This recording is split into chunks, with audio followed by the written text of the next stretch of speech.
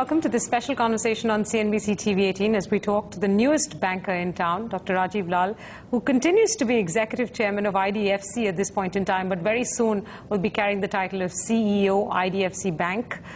Thank you very much, Rajiv, for your time today. Congratulations, by the way, on the bank license. Exciting times ahead, several different challenges, if I may put it that way, which also could be converted into opportunities. I think the first thing we'd like to know about is the transition process. You've already spoken of the need to dilute equity to bring your foreign ownership lower. You said you probably do it by August or September this year. Have you picked a route? Will it be preferential allotment? You need to reorganize your structure. Can you talk us through what structure you all have finally decided on? When the demerger of the bank will take place?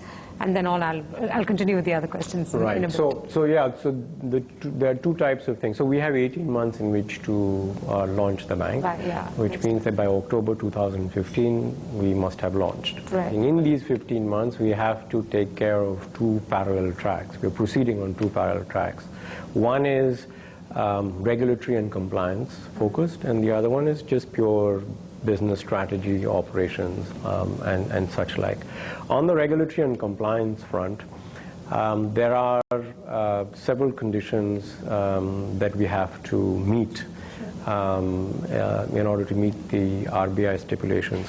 So the first very important stipulation is that the promoter of the bank, which in our case will be IDFC, has to be a domestic entity. Got it. So you've got and so today we have 53 and some percent foreign ownership. That has to be diluted to that has to be brought down to under 50%. Below 50%. So for that, we need to raise domestic capital. Right.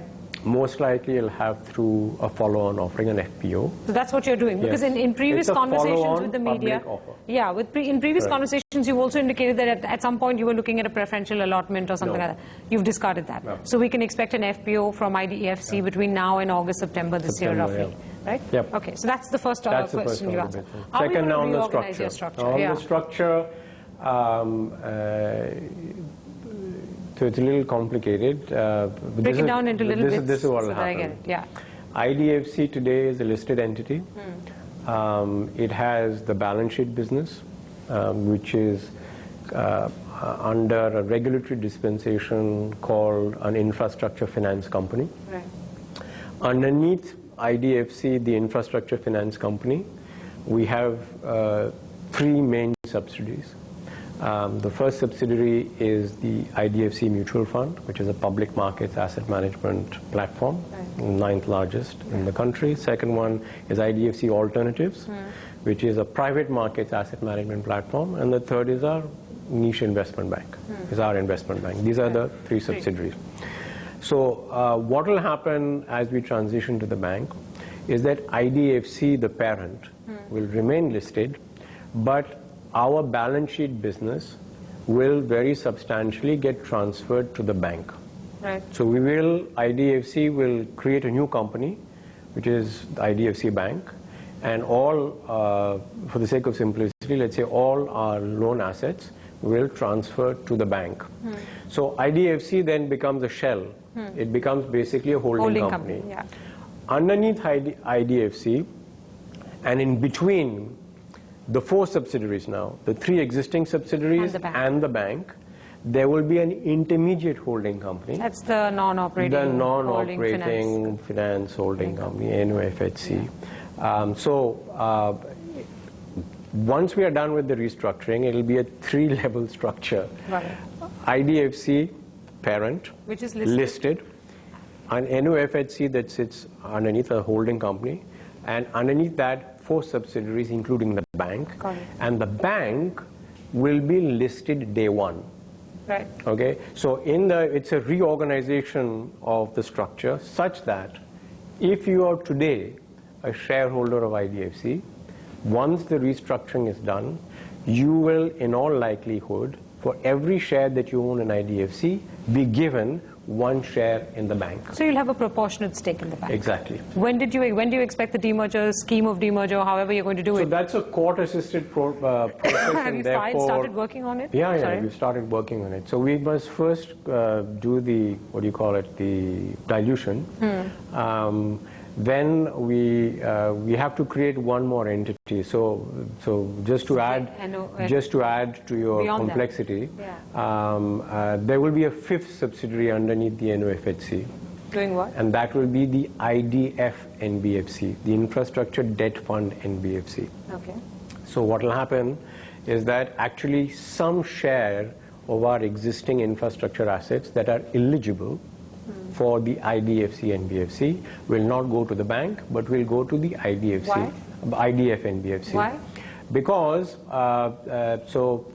for us as an entity, it is extremely helpful to manage the balance sheet size, the starting balance sheet size of the bank, because it actually reduces the cost of compliance. Got it. So you want to have a lower proportion of infrastructure loans? No, not a lower proportion of lowest amount, right? We don't want the largest balance sheet possible for the bank on day one, right? We want it can't be too small either, but we don't want it to be unnecessarily large. Because of your priority sector lending requirements. Priority sector lending. I get that, right? So to the extent that we can hive off some assets into legitimately into another entity regulated by the RBI, the IDF NBFC happens to be one. So you can run a parallel NBFC along with the bank? That is the only exception. The IDF NBFC is the only exception. Now, this was the problem, the reason for why many corporates in fact withdrew from this whole bank license process, because of the inability to run parallel NBFC somewhere in the infrastructure case, there is this possibility, and I'll tell you where it comes from. So the origin, the thinking, the policy thinking behind the IDF NBFC is the following: that as far as the RBI are concerned, they see it as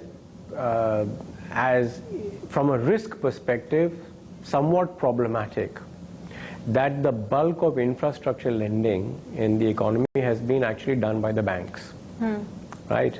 And why is it a problem from a risk perspective?